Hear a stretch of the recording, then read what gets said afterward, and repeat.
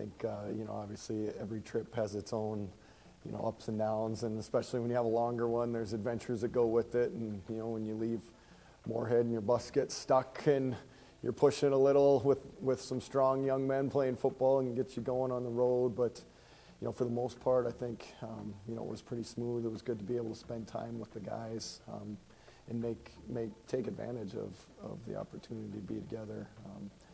You know, have some conversation. I think, you know, staying at the hotel that was famous for being haunted was certainly, you know, all kind of added to the twists and turns of everything. And you know, when you look back, you're glad you had some good time with guys, and should be memories that last for a long time. I think, you know, it was great for our guys to be able to get an opportunity on Friday morning to be able to volunteer in the schools down in Excelsior Springs. Game's been going on for over 50 years, and nobody's ever asked to be able to get into the schools there and volunteer. And I think our guys had a great experience. Each and every one of them into every school room in that whole elementary school. The players were interactive. They were like heroes and rock stars there. They're signing autographs. They're helping with reports. They're in Fayed. They're in music. And I think it was really interesting to see how a lot of kids' faces lit up in the lunchroom when they're sitting at a table and don't really have any friends next to them, and the next thing they know, now they got a couple football players at their table and talking with them. So I think, you know, seeing the joy that it brought to those kids, seeing the relationships that those kids kind of quickly formed in a couple hours. They're crying as our players are leaving the building, which I think is always, you know, heart moving, and I think it lets you realize how innocent and easily young kids make friends. I think it's just a good reminder that, you know what, we all need to be open to making friends with people that easily.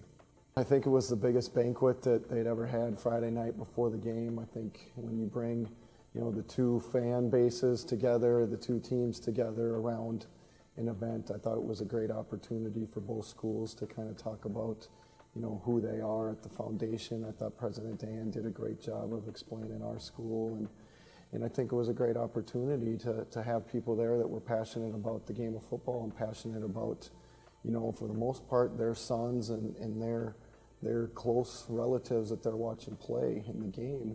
And it was a good chance for me, I thought, to be able to talk to the group about the fact that, you know, sometimes the game of football gets a lot of, you know, bad publicity, whether it's, you know, the injuries that come with it or whatnot. And I think, you know, it was a great opportunity to really focus on the great lessons that do come with the game of football, with camaraderie and building mental toughness. And I think that's the part of the game that our guys really bought into, the fact that it is about relationships. And I think we grew some great relationships that'll last well beyond that last game that we played. It'll go into the future. Those guys will be together at weddings, at family barbecues, when they've got kids running around. And, you know, unfortunately, they're going to be together at times when there's funerals and tough times in life, but that's when you need friends. And I think that's what this group was able to build so special this year, and know that as we walk out into life, they're going to have those friends that are going to last a lifetime.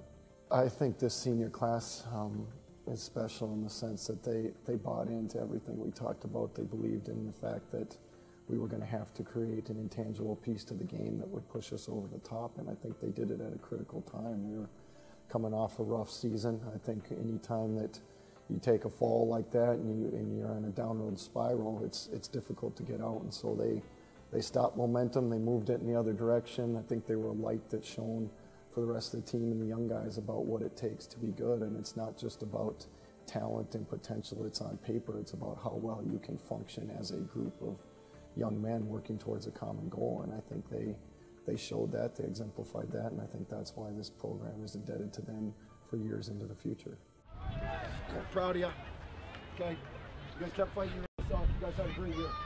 Okay, for the program, for our university, we did a lot of great things. Okay, today wasn't our day.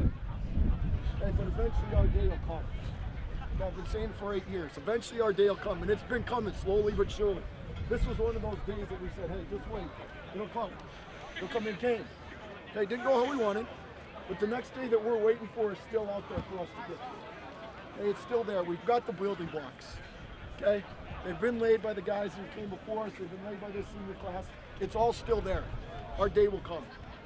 Our day will come. That cheering out there, that'll be us cheering at some point. Whether it's in this game, whether it's on a playoff game, whatever it might be. Okay?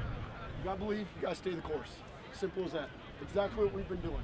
And that's where it's headed. That's where we're going. That's how it works. Okay? Handle ourselves with class here, finish this thing out. Love you guys. Good team. Family on 3, 1, 2, 3. Now the presentation.